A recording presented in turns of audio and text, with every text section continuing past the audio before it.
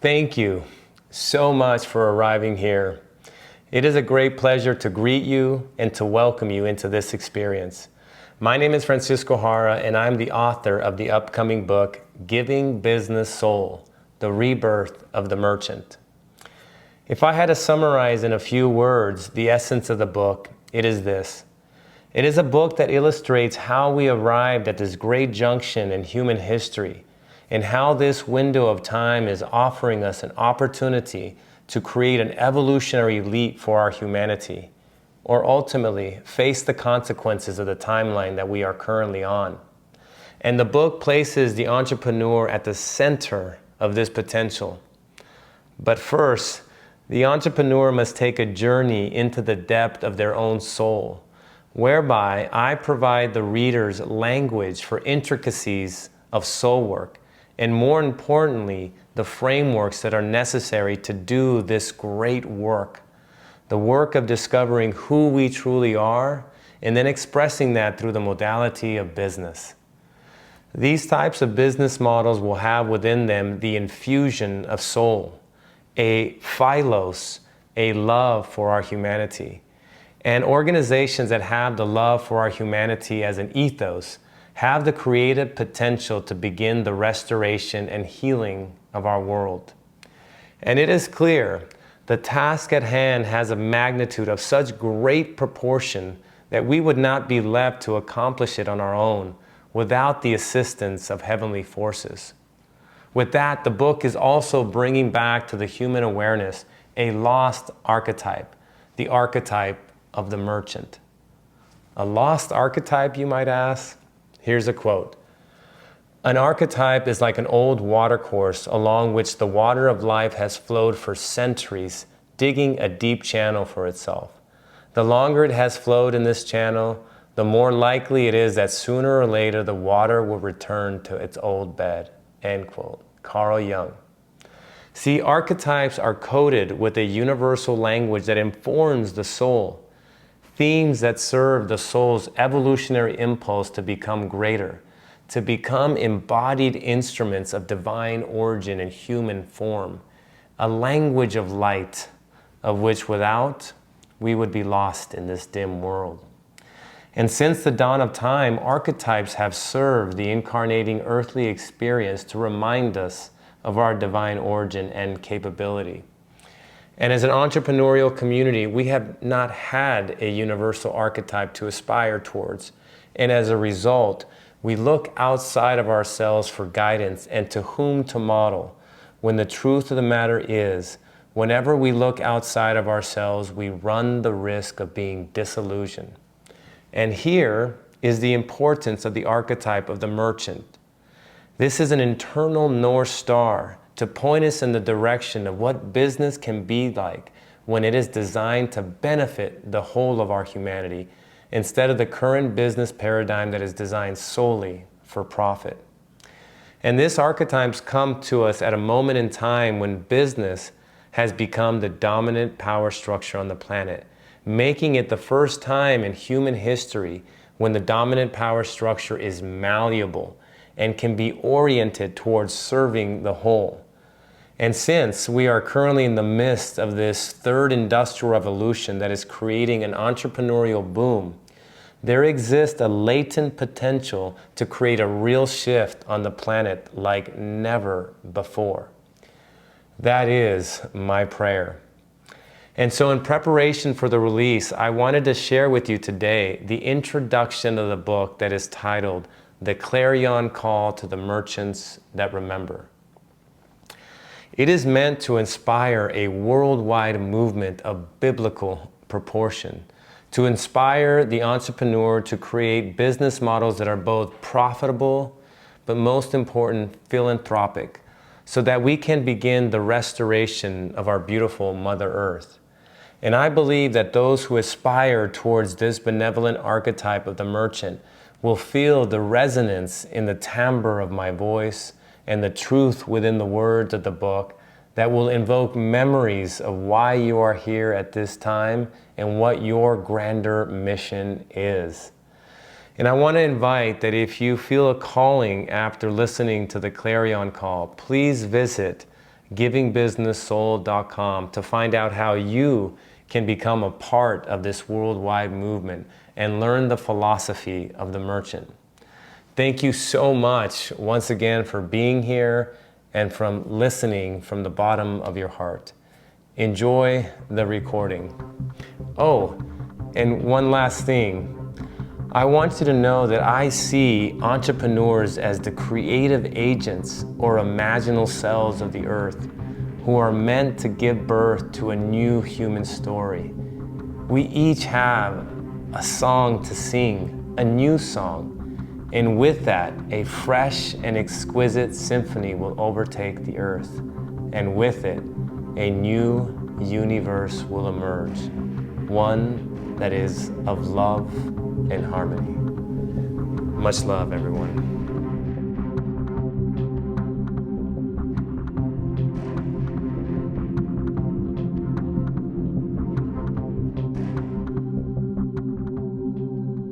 A clarion call to the merchants that remember. These structures, these systems, this matrix. There is a game that is played, divide and conquer. And it has done this exceptionally well, since on a global scale, we are seeing like never before the divide that exists between us. Whether the topic is government, religion, science, or business, we are mostly at odds. However, what we must understand and have compassion for is that we are simply in ignorance and have been veiled to that which is now becoming visible to more and more individuals throughout the planet. Religions, along with wisdom traditions around the world, including the mystery schools who have safeguarded sacred knowledge, have prophesied these times we are now living through. In the greater timeline of humanity's history, we are governed by a cycle of time known throughout many traditions as the Great Year, and in science it is known as the precession of the equinox, where the Earth moves through the 12 zodiac signs, each approximately 2,100 years in length, in the night sky, creating a span of 25,800 years. In the East, it is understood that we are leaving the Kali Yuga phase of humanity's journey, a dark period of time where humanity would enter a state of amnesia, forget its true origins, and would struggle to regain remembrance of its inherent divinity, not as something earned, but as an essence of its being. Woven into the very name that classifies every living being on the planet, human reveals the great truth. Hu in Sanskrit means God. Therefore, to be human is to be God-man. We are each divine beings, divine souls, who have incarnated into form, into matter as the human race.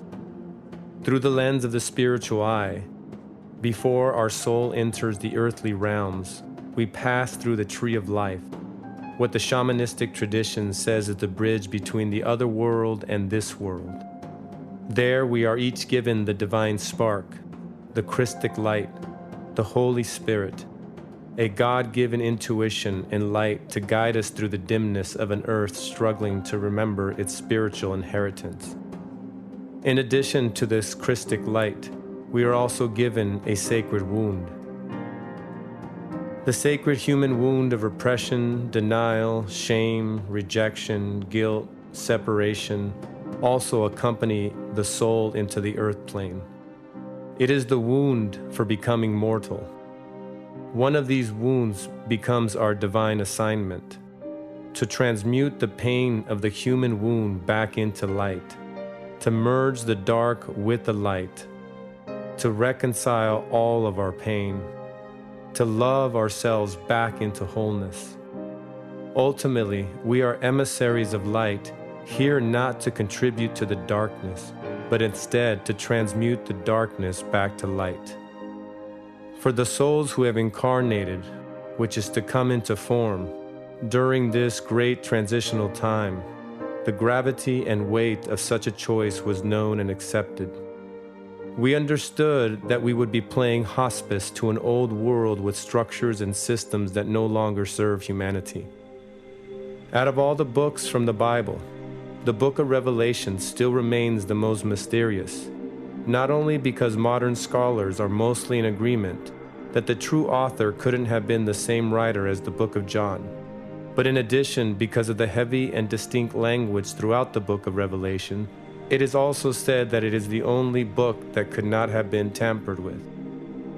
The etymology of apocalypse originated in Greece, and this is where its meaning comes from.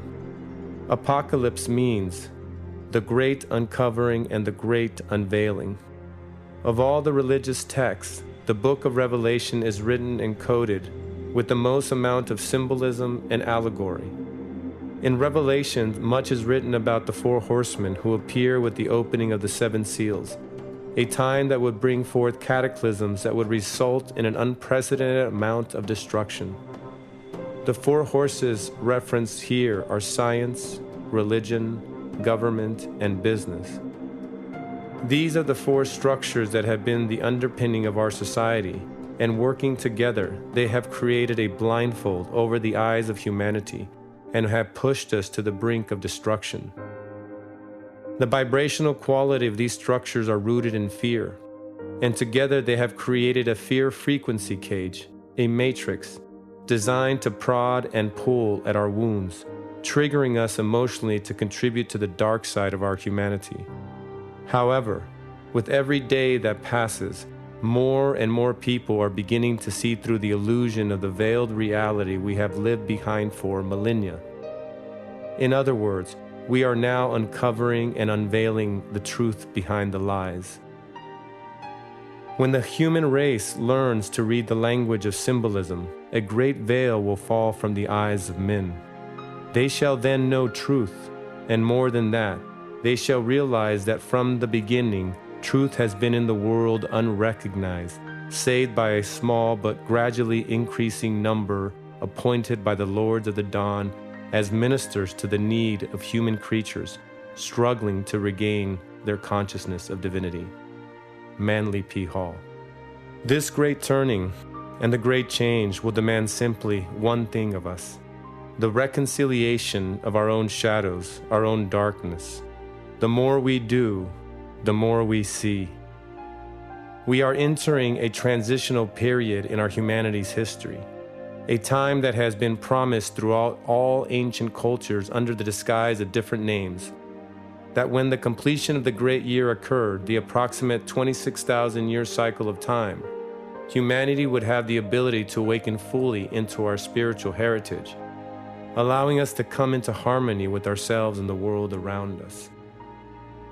The completion of this cycle was in 2012, bringing to a conclusion the age of Pisces, the zodiac sign depicted by two fish being pulled apart, a representation of a time of duality, and in the greater timelines, the exiting of a masculine-dominant society otherwise known as patriarchy, a society rooted primarily in masculine principles, where men mostly hold the position of power, usually to the exclusion of feminine ideals such as harmony, unity, and life-affirming decisions.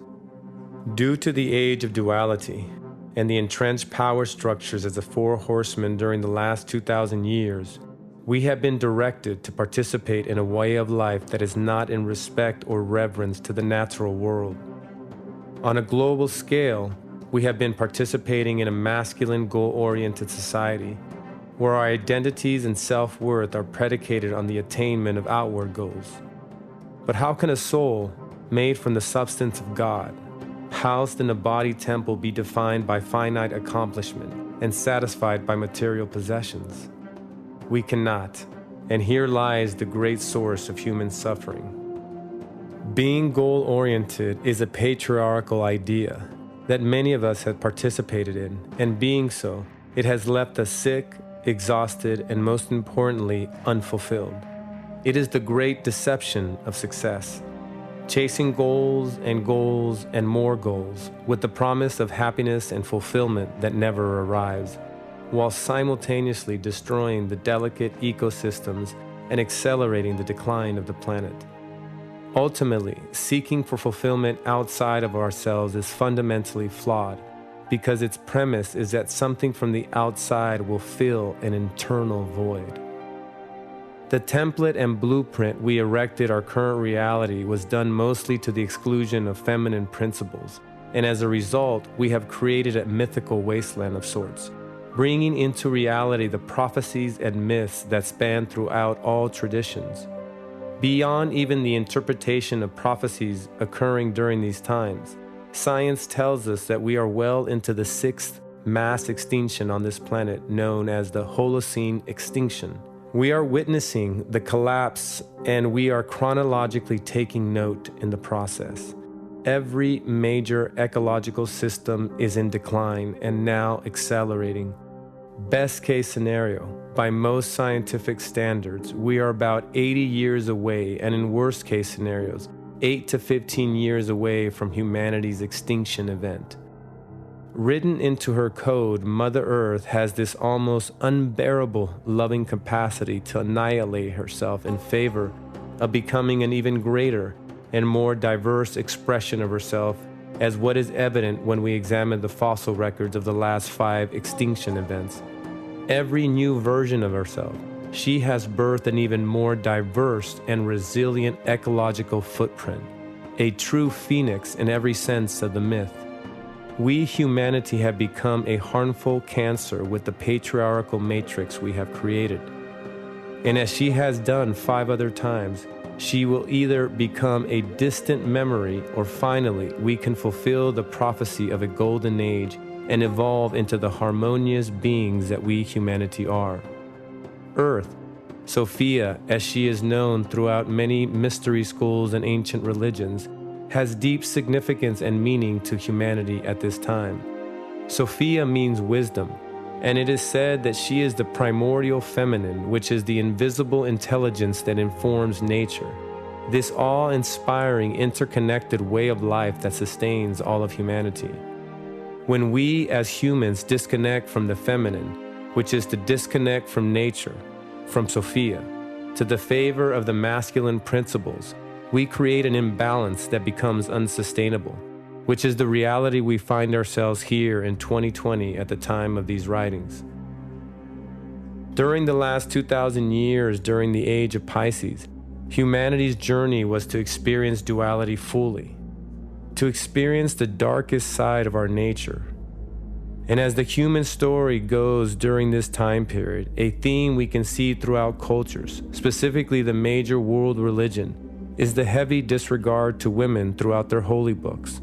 Women were typically seen in a much lesser regard, and in some holy books, as far as seeing the woman as the origin of sin. And as a result of these deep-seated religious beliefs, it has taken women an extraordinary amount of grief to create equality in societies of developed countries. But still, when measured globally, the imbalance is obvious and evident. And when you have the construct of a reality in favor of the masculine and a goal-oriented society, there is a virus that eventually enters. It is the virus of greed, an energy that simply wants more for the sheer desire of it. It hungers and can never be satisfied. Blind it is to knowing that there is sufficient for everyone. This virus, invisible to the eye but energetically felt with the body, as this virus runs through society, it begins to demonstrate its very darkest side over time, the desire for power and dominance, the darker side of humanity, all symptoms from the disconnecting to the feminine from nature. When we study nature, we have the visibility to an awe-inspiring, interconnected web of life that is in constant evolution. Nature is not goal-oriented, but instead process-oriented. Nothing is in a hurry, and yet all gets accomplished. Nature, as we know, has been referred to as Mother Nature since time immemorial, and is considered the storehouse of feminine wisdom, the Holy of Holies, Sophia.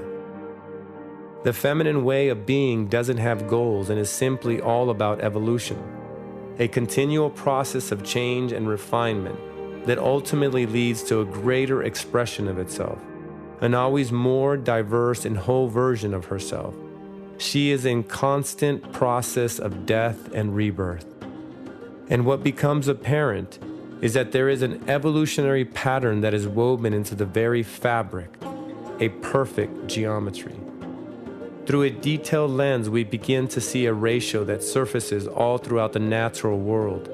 It is referred to in many ways, including the fingerprint of God, the divine proportion, the golden mean, but most commonly known as the phi ratio, a natural expression from nature that shows up in everything from sunflowers, spirals of galaxies, seashell formations, to the growth patterns of leaves on trees.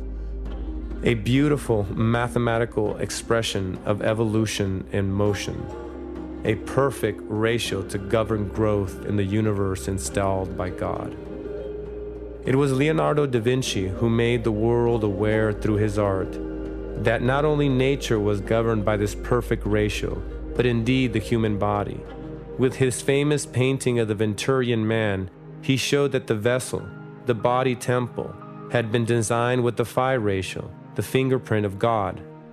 Our overall design then is that we have been created a divinely proportioned temple to house our divine soul with Christic potential.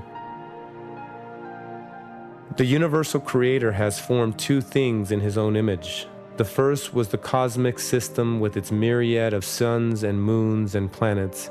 The second was man, in whose nature the entire universe existed in miniature. A quote from Pythagoras.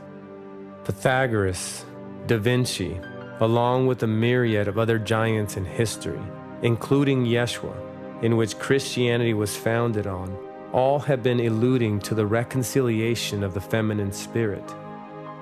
The totality of Yeshua's teaching can be distilled into the kingdom of God is within you, which points in the direction of home, the body, and the human journey to a geometry of love and harmony on Mother Earth. Survival of our species is now predicated on how soon we, as a society, can begin the metamorphosis process of moving from a patriarchal, masculine-driven ideology to a balanced society where our relationships to nature, the feminine, and our bodies come into loving harmony. And although the task at hand may feel insurmountable, humanity's greatest miracles are yet to be seen. So what has the power in society to create an ecologically sound evolutionary leap of this kind? What can lead a paradigm shift of this kind? Whenever you want to see who holds the most power in a society, you are simply to scan the horizon and see who owns the largest buildings. The largest buildings always represent the dominant power structure of a society. In the beginning of our known history, kingdoms represented the largest buildings, and at the time, kings and queens held the most power. Later, churches became the largest buildings, and their leaders then became the most influential. Within time, government buildings would become the largest buildings in cities. Presidents and politicians therefore grew in power and stature. And when we now look out into the world, what we see is that business buildings are the largest and by far making evident that business is the current dominant power structure on our planet. Business, as you remember, is also represented as one of the four horsemen of the apocalypse. In perfect timing, and for the first time in human history, the current dominant power structure is malleable and has become accessible to all. Whenever being a king, a pope, or president is reserved by bloodlines and inaccessible to the mass of humanity, those of virtue and true nobility will mostly be silenced and kept from positions of influence in favor of the self-serving narrative of the time. However, with the landscape of our modern world, entrepreneurship has become available to all, making influence accessible to the virtuous. The current technological infrastructure is also allowing for a barrier of entry so low into business that some of the most innovative entrepreneurship is coming from less developed countries. The embedded power structure in business gives entrepreneurs the ability to wield collaborative human ingenuity in any direction. Up until now, that direction has been goal-oriented and self-serving, causing an unparalleled amount of destruction as symbolized in the apocalypse. However, during this great turning and the great change that is upon us, we each have the ability to infuse the soul into business, bringing the transmutation of the dominant power structure of one that is solely used for profit and gain to one instead that is used for the love of humanity. And when enough of us infuse soul into business, the great turning will come, and we will welcome our human potential like a golden light dawning in the horizon. To bring this reality into fruition, we will need assistance from the higher realms. In all religions and mystical traditions, symbolism, allegory, and archetypes are said to represent the language of the soul, the language that bridges the worlds. These stories, allegories, and archetypes are messengers from the holy higher worlds, giving humanity an indication of what has spiritual integrity. And until now, the world has been void a significant archetype, forgotten and erased, waiting for this great turning. It is the archetype of the merchant. For the seeker of truth, the mystical side of most religions tend to arrive to the understanding of something that is known as the Merkaba. The Merkaba is normally represented symbolically by the Star of David, known in stories from holy books as the chariot of fire, and in other traditions, it represents the anchoring of heaven into earth, the unification of spirit with matter, bringing union to the father and the mother. Its origin stems from Egypt, where the word has three distinct characteristics when broken apart. Mer means light, Ka, spirit, Ba, body. Merkaba, light, spirit, body. Mer is therefore light.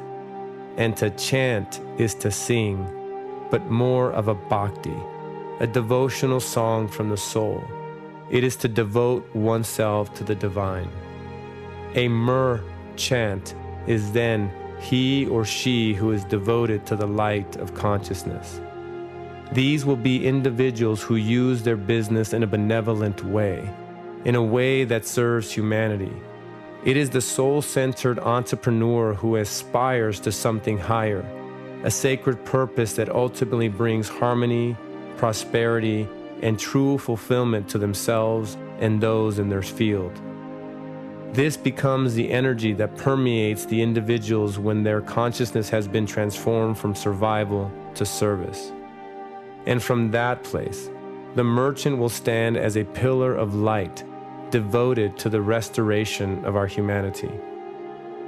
If you have always felt that you are here to make a difference in the world, to give back in a grand way, and you have felt that you wanted that expression to come through the modality of business, then you are a merchant, simply remembering your divine assignment. As the structures come crumbling down, a new world will bloom from the heart of these merchants. These individuals who have in their genetic code a disposition for business while having an altruistic heart are found everywhere around the world. And unbeknownst to them, they will simply be waiting for the call, the Clarion call. However, what must be understood is that the path of the merchant is no easy endeavor. A radical transformation in consciousness will be required, but what you can be assured is that if you are feeling a pull in your body, you will also be equal to the task that you have been given. The pull comes from the soul, and it always knows its divine assignment. It is our true north, and it will pull us even through the darkest of times. The spark of the Christ, the Christos. See, there comes a point in every soul's journey through the earth plane when the illusion of fulfillment from anything outside of itself comes to an end, and one begins the earnest seeking of wisdom. It has always been the most adept and learned among society who have ventured on this path. The initiates, shining human examples who have set the world afire and who have left the blueprint of such attainments. Yeshua, Buddha, Emerson, Da Vinci, Francis d'Assisi, Teresa de Avila, to name a few participants of the great work. This is the work of unifying our highest or spiritual nature with that of our humanness, the bringing of heaven into earth. This unification is when one reconciles both the light and dark aspect of ourselves and come into full recognition of the God essence within, not as a mere intellectual understanding, but as a felt experience within the body, a visceral knowing that the kingdom of a God is indeed within us. We are all of it. Only after we reconcile the opposites within us, unify the oppositions, both light and dark, both masculine and feminine, can we truly begin to share with the world the divine code that is latent within us all. Do as I do, and you can do even greater works than I, say the greatest avatar, Yeshua. Until we own the fact that we are both light and dark, humanity will continue to project its dark nature out into the world in the form of judgments, perpetuating the fear frequency cage in which we see the world caught up in now. Transcending this duality requires that we forgive ourselves for all we have deemed unforgivable. We judge the world and its appeared cruelness of those things we have not accepted that we are as well. Only then can we come into our divinity. As the great initiate Ralph Waldo Emerson so brilliantly stated, man is God in ruin. And when enough of us come into this truth, enough merchants, we begin the great work of restoring harmony and balance to this errant world. Then commerce will hold the great key for the future of humanity, and its significance again woven into the very name, as treasures are always hidden in plain sight. Commerce. Com means with, together. Myrrh, light. Urs, the fertility goddess known as Mother Earth. Commerce is therefore those who will be coming together in the light for Mother Earth. The restoration of our beautiful earth will begin with a legion of soul-centered merchants using the power of business in the service of love. We have reached a point in the evolutionary journey of humanity where we are being asked to remember our divinity, and with it, our divine assignment. And more than ever, we must keep close the words of a great writer. The opposite of love is not hate, it's indifference. The opposite of art is not ugliness, it's indifference. The opposite of faith is not heresy, it's indifference. And the opposite of life, it's not death, it's indifference. A quote from Eli Wiesel.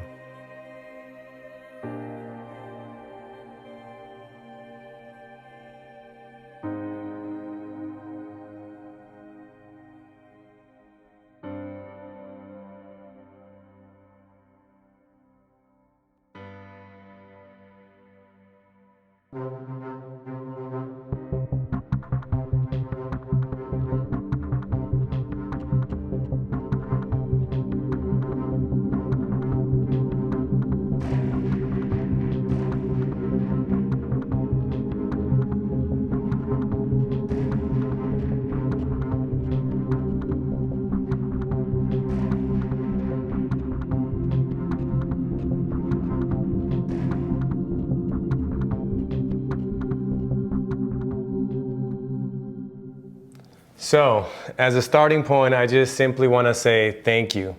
Thank you so much for participating in the release of the introduction of my book called The Clarion Call to the Merchants That Remember. And I just want to share a little bit about this Clarion Call. As I mentioned, this is the introduction to the upcoming book. And during COVID in 2020, given that our world was kind of going through a very chaotic time, I think inside of me there started to be a real thundering voice that started to say, sit down and begin to write. And that Clarion call, as you could see, I mean, it takes about a 30-minute read practically, but that thing streamed out of me at such a feverish pace that I knew that when I had it in front of me, that it was significant. And we released that introduction to the book to our Giving Business Soul community over the last couple years. And exactly what I felt is what it has been doing for people.